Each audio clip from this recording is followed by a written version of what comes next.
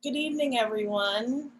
I am Heidi, and this is Fadesta, and we are Cocktails and Pajamas.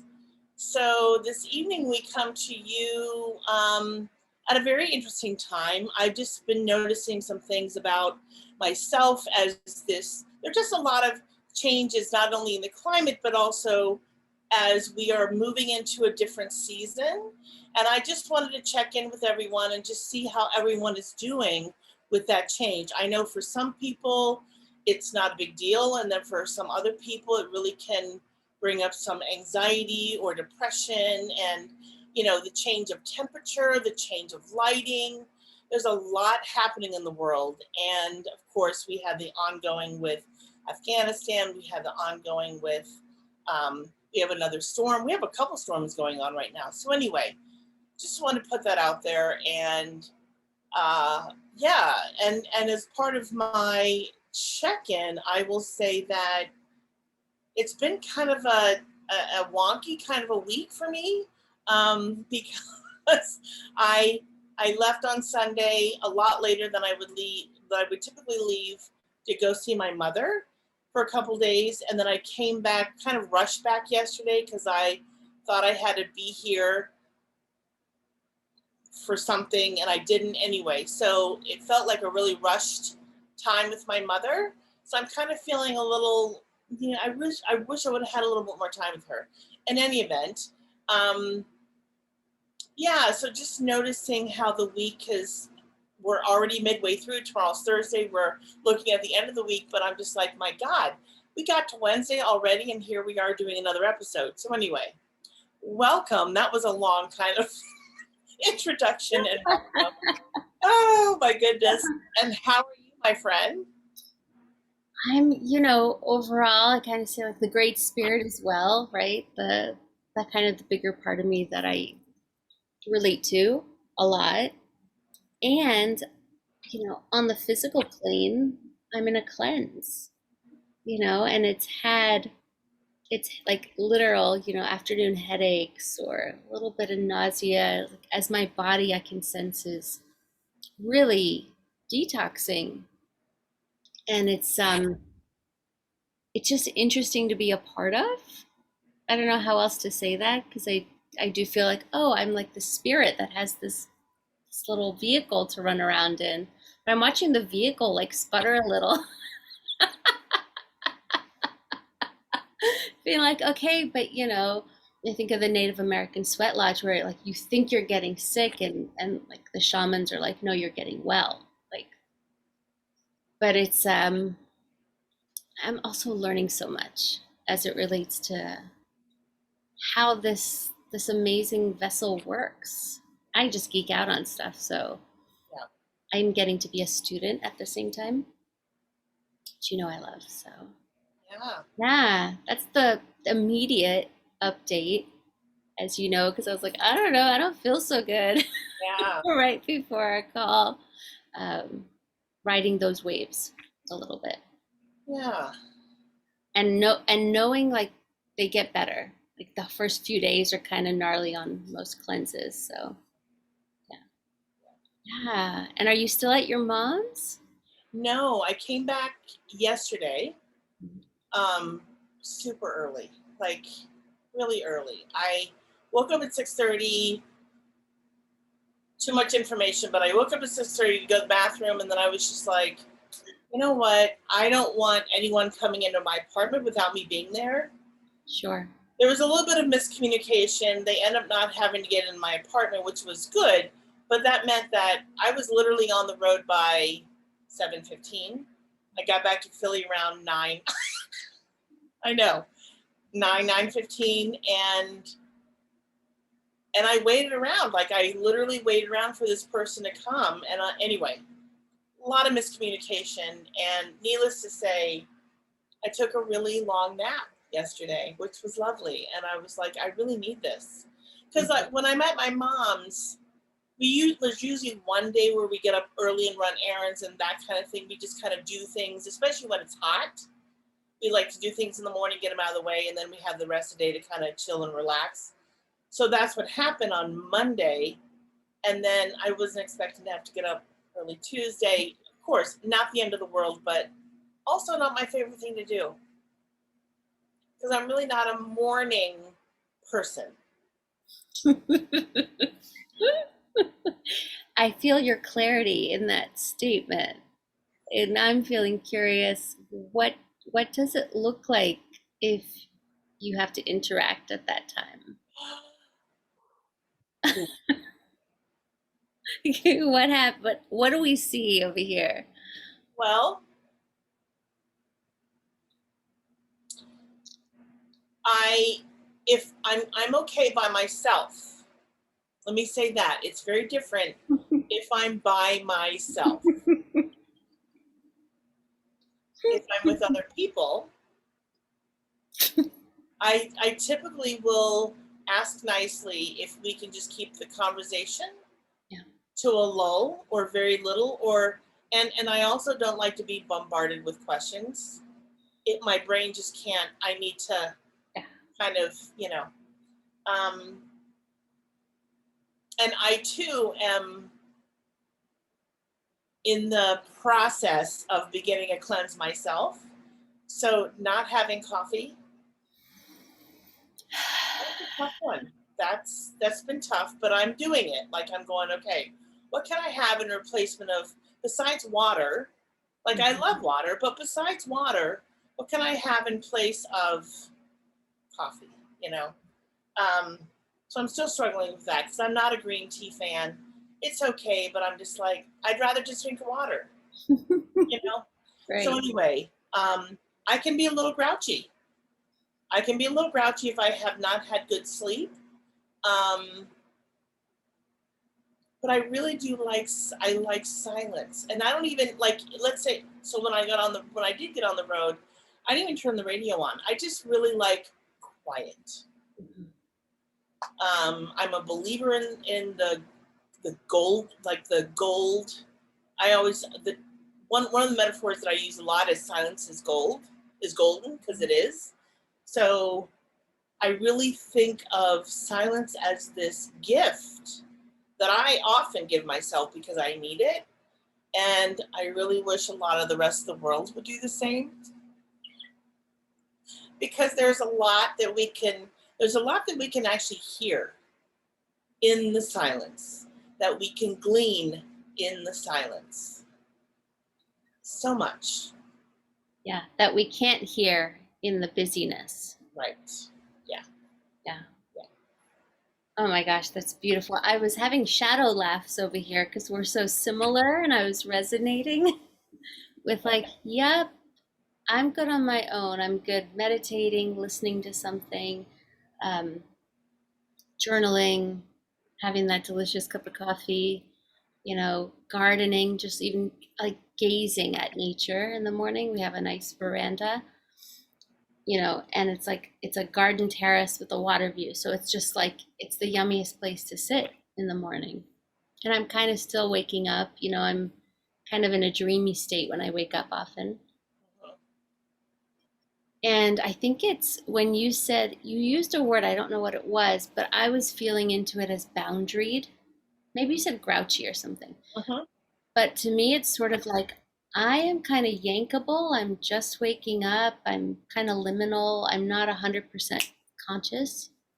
Like, this is not the time for logistics or questions or, Right. planning per se. Right. I'm pretty much like bumblebee on flower, cute. Like, that's just, that's my morning default, sort of savoring, just like we all have our default um, default's not the right word. We all have our way of being, Yeah. Yeah. right? I actually think it's important people know that it's like of all the highly sensitive people, there's different kinds, Right. right? There's the intellectual, highly sensitive person who you can just see architecting and visioning and, you Uh-huh. know, being cerebral. Like there's so many different types, and I'm like that, the basking, savoring sensual HSP. Like I just want to feel the sun. I just want Yeah. to feel the breeze. I just want to hold that warm cup of coffee in 25 days.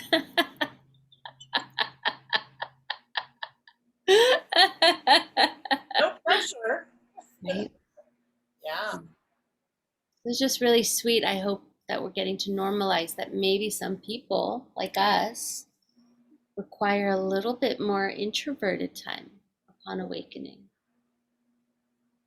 Now, absolutely wonderful that time can be. It's a really, for me, it's, yeah, I think it's a really beautiful and wonderful time. And it's also, I often do, so I don't really think of it as meditation, but it probably is a form of meditation. I do a lot of contemplation early in the morning. Not about anything deep, but just what kind of like, how do I feel right now? How am I feeling in this moment? Like when I woke up this morning, where am I on the scale? Because for me, that at least it supports me to set my day, Yeah. if you will, right? And kind of, and then I kind of can gauge myself throughout the day and be like, okay, so I'm up a little bit, or I'm down a little bit, or wherever on the scale I am, and yeah. And if I'm feeling low, I hope at some point that I can go up the scale a little bit, you know. Hmm. Hmm. And if I don't, I don't. But at least I'm aware, because I do like being aware of how I feel. Yeah. That is really important to me. I love that. I'm sort of holding um, this this space, at least in my reason for doing it, right? Like we're all drawn to things in the morning, and maybe there are really valid reasons for it. And I notice for me, if I have that 1 or 2 hours, right? And sometimes it's not a full 2 hours, sometimes it might be 25 minutes, who knows? But if I have some buffer time before the world enters, so to speak, I am far less yankable throughout my whole day. Just pretty high yielding investment. Let me give myself 20 minutes to an hour, and like the next 16 hours are going to be relatively graceful because my nervous system is set, and I'm like unyankable in that sense of like unfuckable with, right? Yeah. And maybe even if there is something stressful in the day, instead of handling it at an 8, I'm handling it at a 3 because I did that preparing in the morning. Yeah. So I often sometimes I say this because a lot of people think that time is sort of passive. Hmm. Oh, meditation, yoga, walk in nature, like you're not doing anything, right? For the doers, we're like, oh, but I lifted weights, I did something, right? Yeah. And it's like, yeah, you're building attitudinal muscles, right? You're building sort of an energetic blueprint that says, hey, I want to be this way through my day. Yeah. Um, I kind of can't imagine living without that time. I can't either. And I didn't always have that time. Yeah. That was something I learned later in my life, like maybe the last 5 or 6 years, that was like now a non negotiable. Yeah. Once or twice a year, it doesn't happen. I am grouchy. Hmm. Yeah. Yeah. Yeah.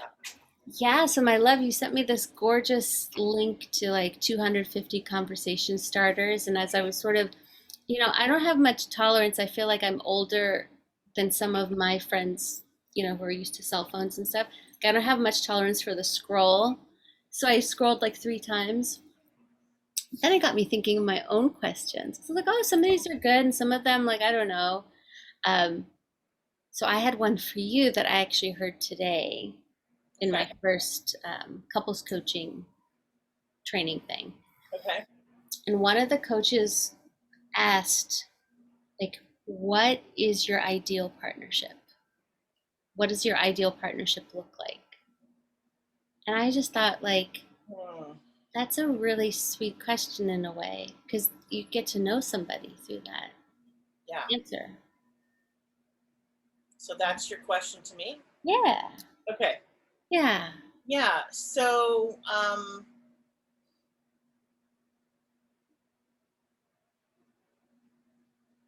I prefer men. Let me Hmm. start there. So I do prefer the male persuasion. And I ideally would love to meet someone who is in touch with the divine masculine, for sure, hands down. Hmm. Um, age, I don't really have an age preference. I would say 15 years, no more than 15 years younger, no more than 5 years older than me. The parts have to work. Fair.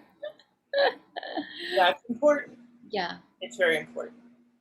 It's not everything, but it's important. So, um, and that's a whole other conversation.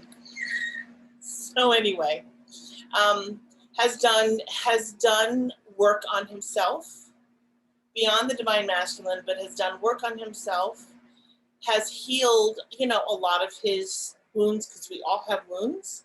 Whether or not we know that we have them, we have them. And so, yeah, has done work on himself, and knows that this work that we do with ourselves is lifelong. It's lifelong. It never ends. No matter what kind of workshop we've done, no matter we think, oh my God, I had a breakthrough in therapy. It doesn't, which is great, but it's never, ever the end all. The work, because our relationship with ourselves is the longest relationship that we'll have. So, regardless of how long he and I might be together, his relationship with himself has to be the priority. It has to be. Just like my relationship with myself will be my priority. So I hope that's kind of like a short answer. Um, yeah.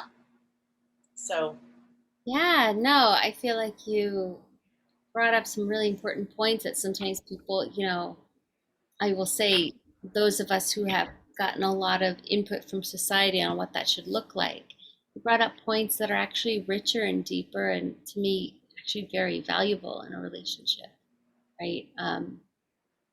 Them working, not working on themselves, but I think them also prioritizing themselves and being growth minded like that. yeah, Absolutely. Yeah. Because it benefits everybody in that 100%. way. Yeah. Nice. Yeah, thanks for diving into that one. It felt like a cool thing to know about my friends, Yeah, you know? yeah. So I'm going to ask the same question to you. Ah! Even though you're in a relationship, Yeah. I'm going to ask you the same question. So, yeah. So what would be your ideal? What would be your ideal relationship? Hmm. Yeah, thanks for asking that. I think, yeah, people forget to ask partnered people that. Yeah. And like we still have our, you know, purpose, intention for the team there. Yeah, some of our stuff overlaps, like growth minded, I think really warm hearted. I need that, right? I've had the cerebral growth minded, but without the like, can we feel each other? Can I feel you? Doesn't feel nourishing completely. Um, some things that really feel good to me are like devotion, feeling like this person is completely devoted, like I'm safe, secure, we're good, right? Like we're like really devoted to each other. And then there's sort of the sort of the outskirts stuff, like wanting to travel the world and adventure together, right? Supporting each other's purpose in the world, like really being like, cool. Richard and I have had that agreement, like, okay, maybe in 7 years you decide you want to become a minister, like I will support you. Like who knows who will become under like over all the decades. Right. So just making that kind of a commitment, like we will have each other's backs on dreams and callings and mission in the world. Mm-hmm. Beautiful. And I say someone who knows how to take care of my nervous system. That's love to me if you care for my nervous system. And I have to also do that for myself. And Right. they have to also do that for themselves. Right. So that to me is like us each being able to self regulate and also know how to co regulate with each other. Yeah, there's like relational intelligence. Mm, That's important to me. yeah. And I'm gonna say like a heart of gold, like not someone with like super spitefulness or like just like a really, I think, gentle soul Mhm. would be a good way to put it. Yeah. Sweet. And tending the house, like tending home together, just all those things. I'm surprisingly domestic in some of those ways. I have that. I'm going to segue a little to like that inner conflict of like wanting a feathered nest and like picking out the wall decor and cooking dinners together and all that yummy stuff. And I want to be like, and like we're on a boat for 2 weeks on some adventure somewhere, learning about new birds and different kinds of trees and different kinds of music rhythms and nightlife. And I notice it's like I don't know, when someone's like an extro introvert or like an acoustic electric guitar, it's like, yeah, sometimes I feel acoustic, sometimes I really feel electric. And I'm still like navigating that inside, Yeah. relationship. Mm, yeah, I'm making a mental note because it's interesting. I made a list. This was probably 4 years ago, and and I was in this. I was participating pretty on a pretty regular basis with this group, and this one guy asked me. He said, and so like he didn't ask me like why aren't you with someone, but he was just like, so what's your ideal partner, like what Yeah. characteristics, what are you looking for? And I said, that is a long conversation, because it is, and so I said, how about if I send you an email? Oh, wow. And I did, and I had listed, probably 50, 55, 60 things, and I think maybe three of them were physical attributes, maybe. And he got it. When he got it, he wrote back and he said, he's like, it was fascinating to me how he qualified those characteristics as feminine. Huh. Is that what he said? Because what he said was, in so many words, he was like, so you're looking for a gay partner? Damn. And I said, no, I'm looking for a woke partner. Nice. Yeah. And yeah, and so it was interesting, and I'm like, and I realize that I'm really clear. Like I know that I want someone who is manly, who is really in touch with their masculinity and their divine like there's a difference, right? And really wants to know himself at a deeper level. That's so important. And so if that shows up as feminine, so be it. Like if that's how you want to, justify it or qualify yourself, that's okay. But I know what I want, and um, and I'm okay with it. Yeah. Yeah. Yeah. The other thing I'm hearing in that sort of non negotiable is having a partner that's multifaceted. Mm. Uh-huh. Because if you get the guy, throwing no shade at this guy, right? Who goes to the job, comes home, watches the TV, does the thing. He's always that guy who does that and like isn't reading a book, isn't exploring like the edges of who he is, right? Comfortably happy, I think of in um, kind of the like isn't going to cross the county line as it relates to like growth edge, Yeah. right?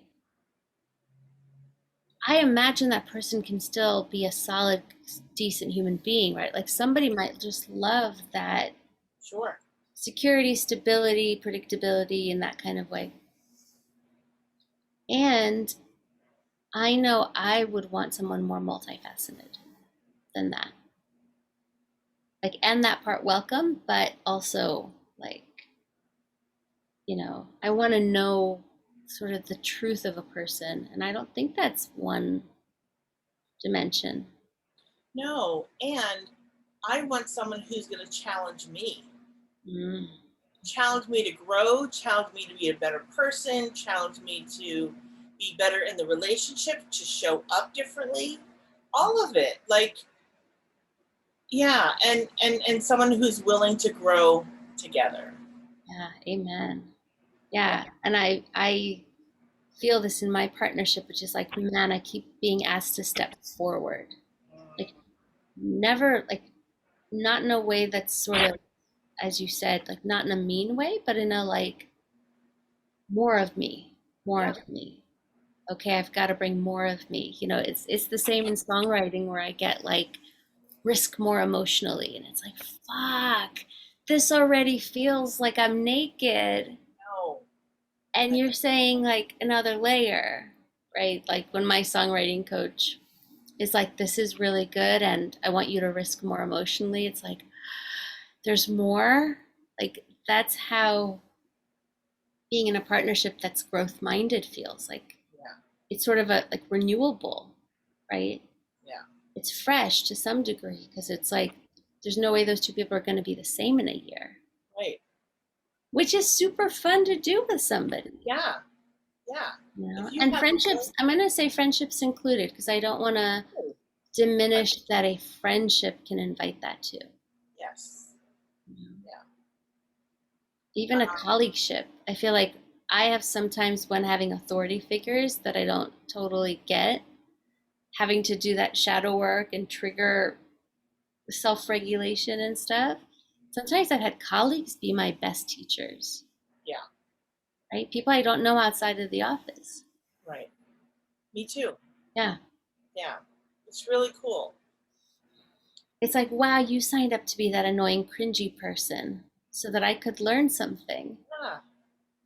right? Yes.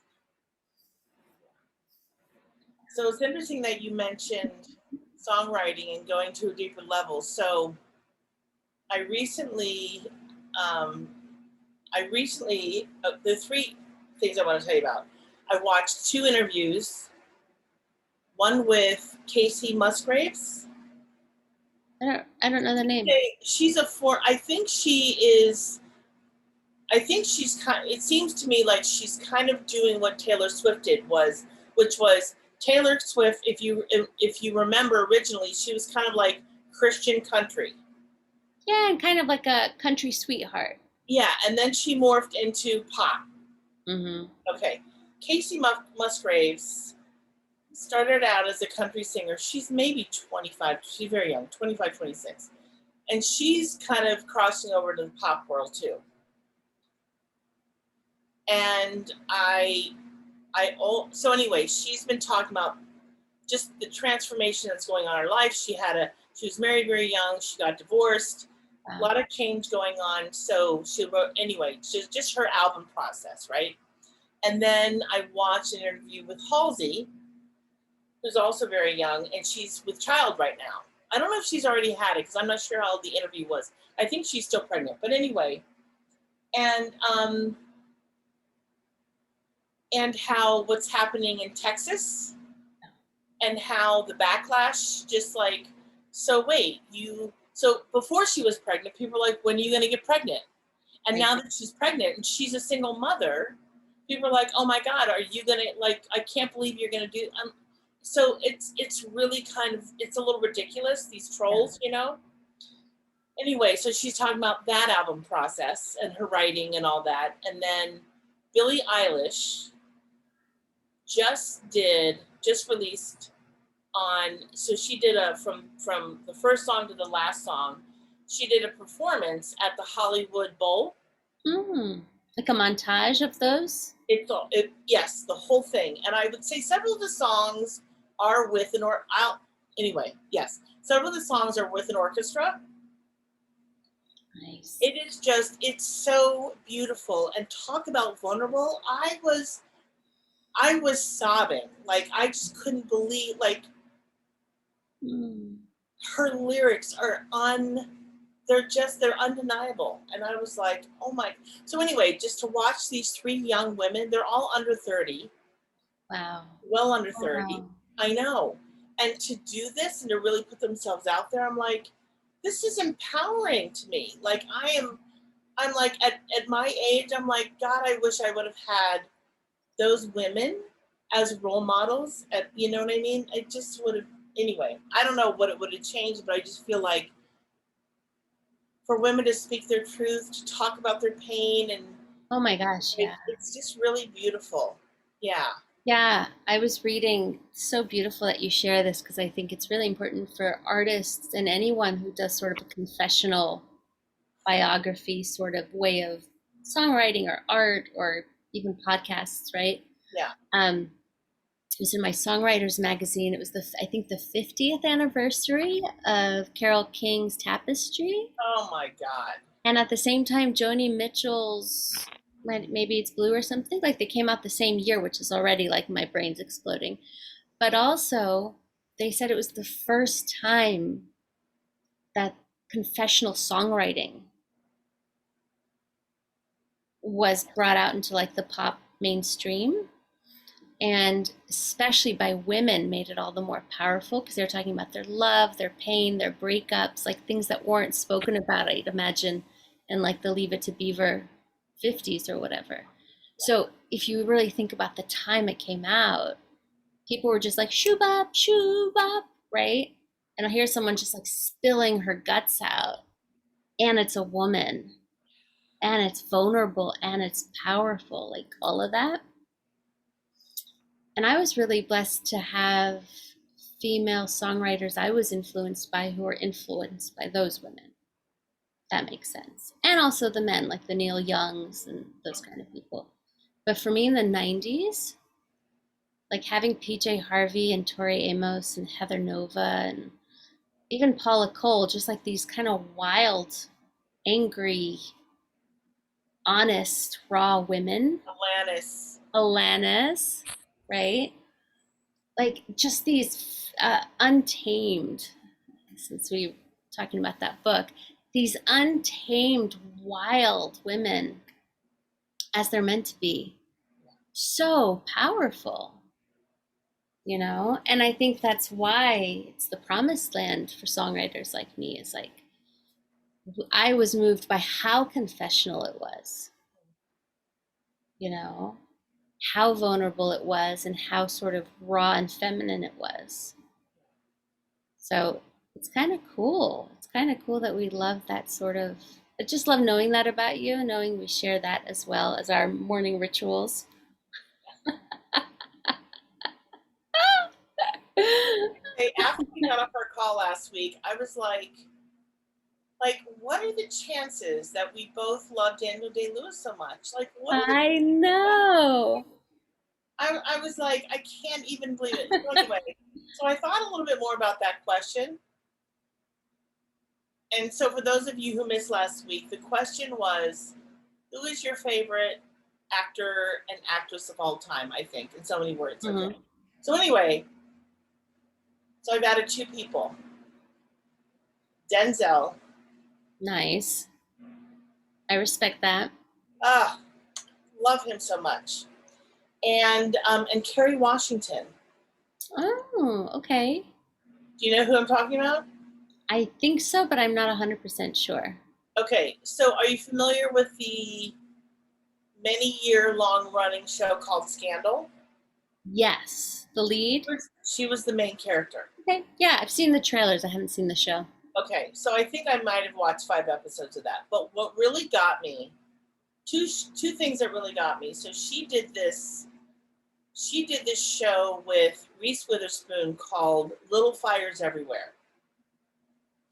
And she played this single mother with a million secrets. It was layered. It was so good. And then about a year ago, maybe a year and change, she did this Broadway play.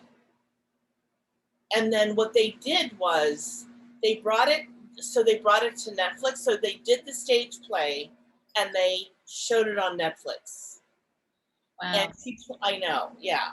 And she plays a mother with a white husband, and her son has been missing for like, I don't know, 5 or 8 hours.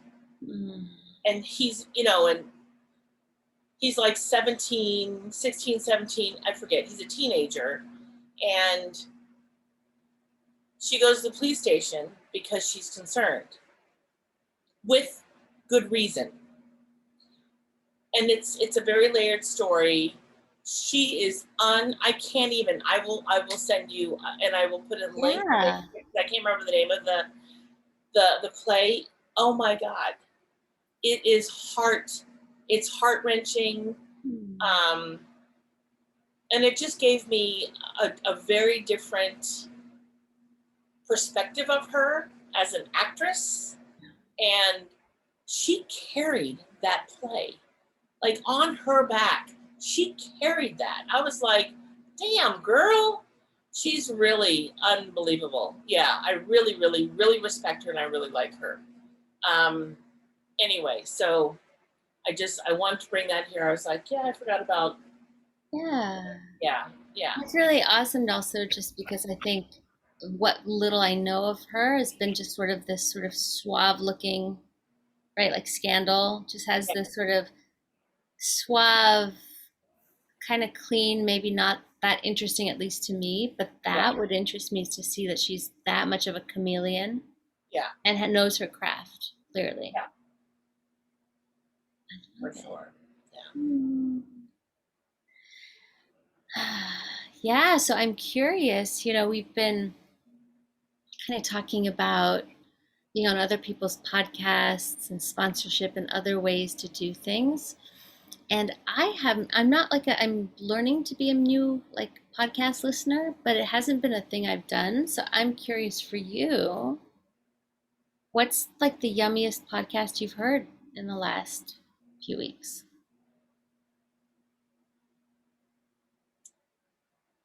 Well, my two favorites are Man Enough and We Can Do Hard Things. Mhm. And I love them for similar reasons and for different reasons. So We Can Do Hard Things, for those of you who don't know about it, is with Glennon Doyle, her sister Amanda, and Glennon's wife Abby Wambach. And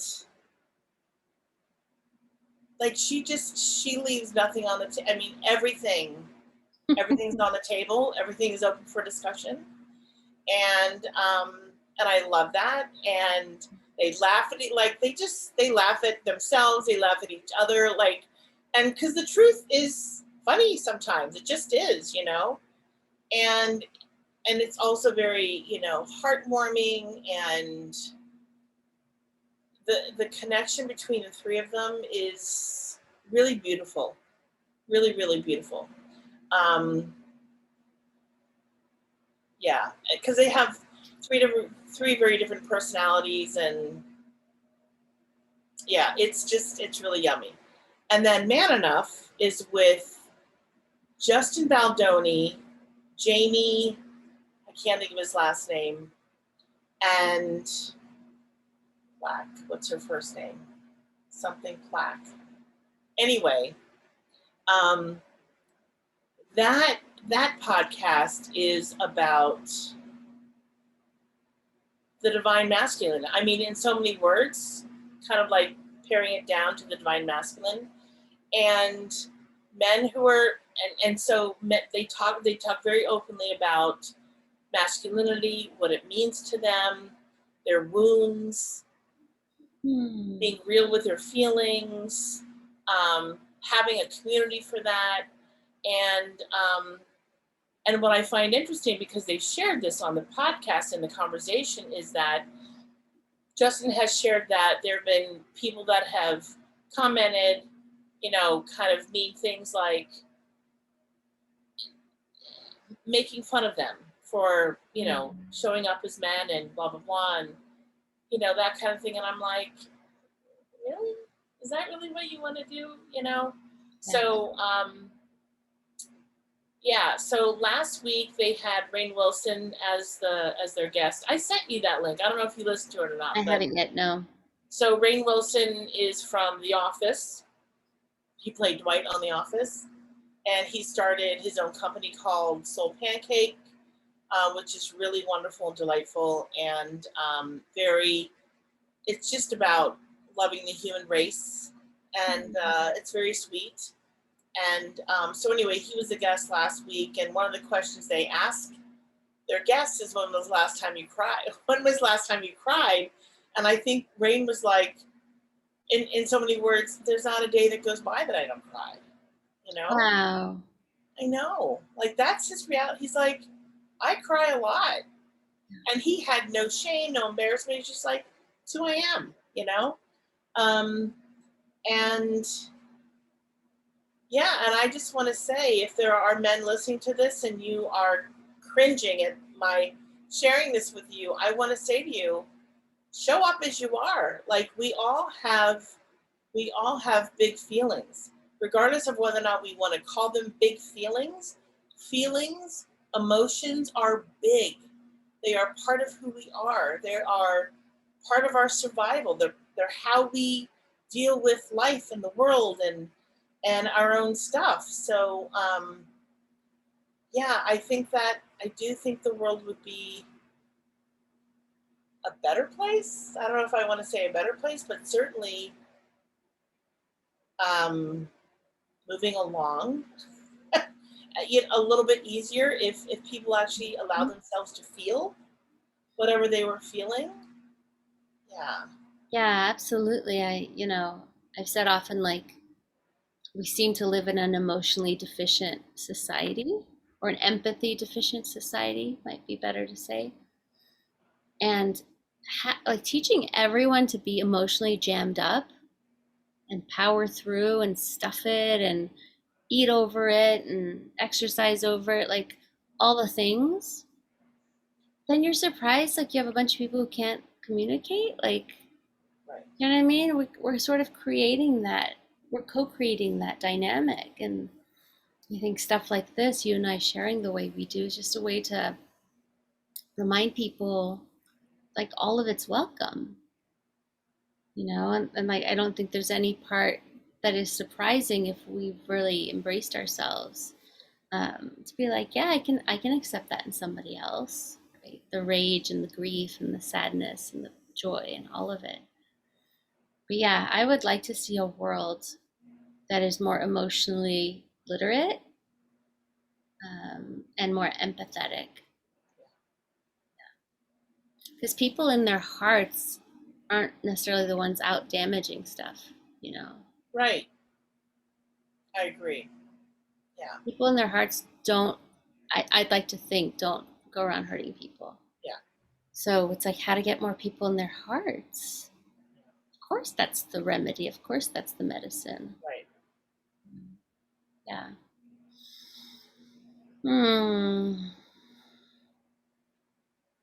I love being a part of that world that's doing that. I do too.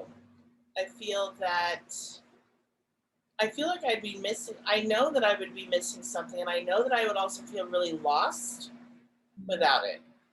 Mm. I don't know who I would be Yeah. without feeling the things that I feel. And I will say, I can't always identify what it is I'm feeling. Sometimes I'm going, God, what is this? Why am I struggling so hard? Or what is this all about? But what I find is that if I just let myself sit with it for a while Mhm. and simply be, it'll come. Um, and sometimes it takes days. Sometimes the process takes a little bit longer, but I get there. Yeah. And they have all kinds of feeling charts. I'm sure you've seen them.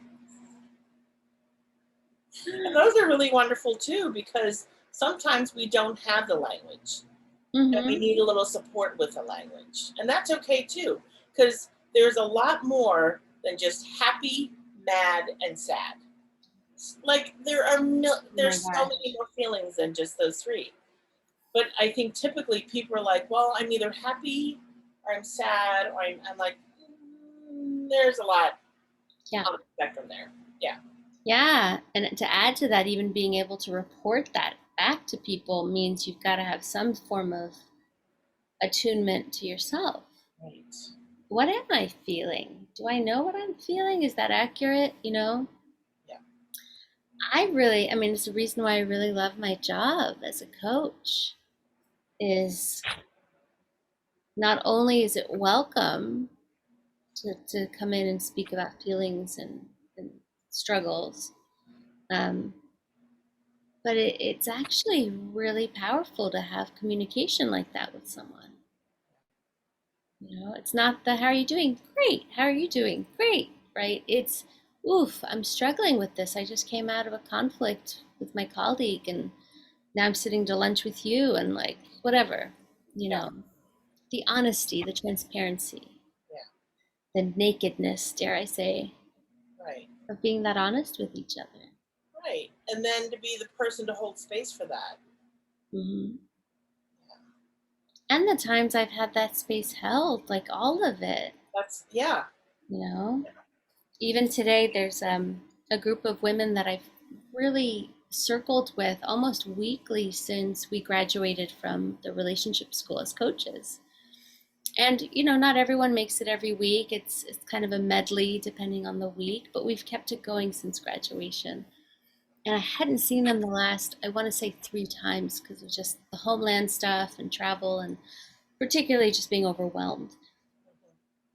And just seeing them, being in their presence, like my eyes welled up with tears. Right? Like I felt really safe because I know that's a measure for me is like if there's people I see and I just start crying, and I know I've done that with you, like I feel really safe and cared for to be able to let my guard down that way. So it was so just like life affirming that these three creatures with these big golden hearts, like I get to orbit with them and I could see how much I trust them just by my own reaction to seeing them, Yeah. I do. It's kind of beautiful to be like bear witness to that. Yeah. Like, I feel really cared for here, that I'm my undefended heart, right? I'm disarmored, kind of. Yeah.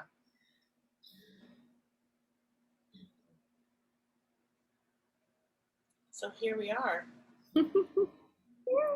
Another hour. Another hour. Yeah. Do you have your the and question? I wanted to be prepared. Good. Okay. Okay, let's see what we come up with today. I'm doing a slightly awkward shuffle because it's like 120 cards. It's like an Uno shuffle when you've combined the decks or something. Okay. So, for you, tell me when to stop. Okay. This one? Yeah.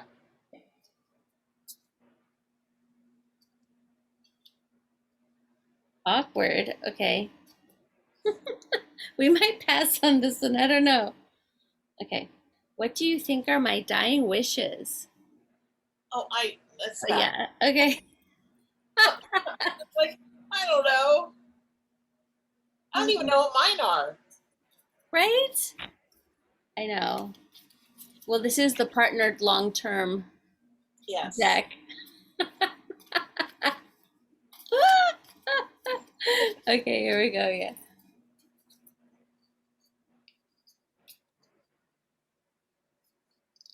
Okay. This one? Index finger. This one. Okay. We might have done this one before. Let me know if it sounds familiar.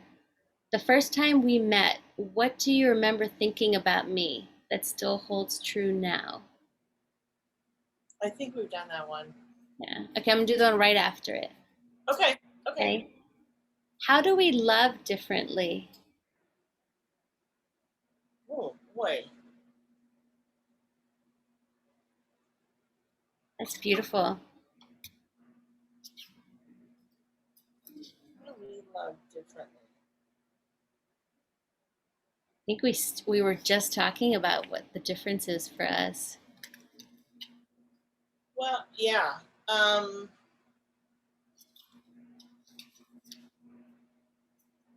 an easier question would be, how do we love similarly? Ooh, there you go. Oh, I was thinking like, how do you and I love differently than other friends love each other?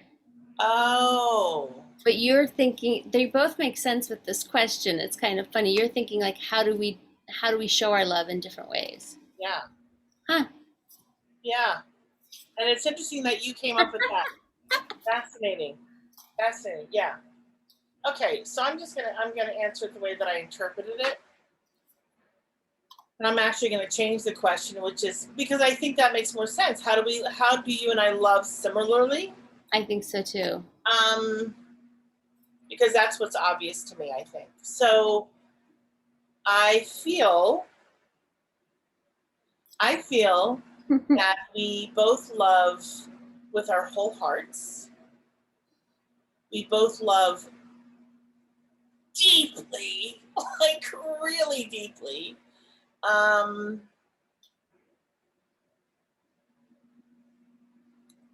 and I would say that we love in a very simple kind of way. It's not complicated. Mhm.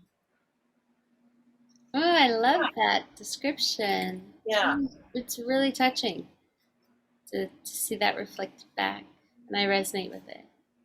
Yeah. yeah. So Hmm. how do you think we love differently or the same? I mean, I resonate with the same as well in the lens of showing up with full acceptance. I feel like that's an act of love every time.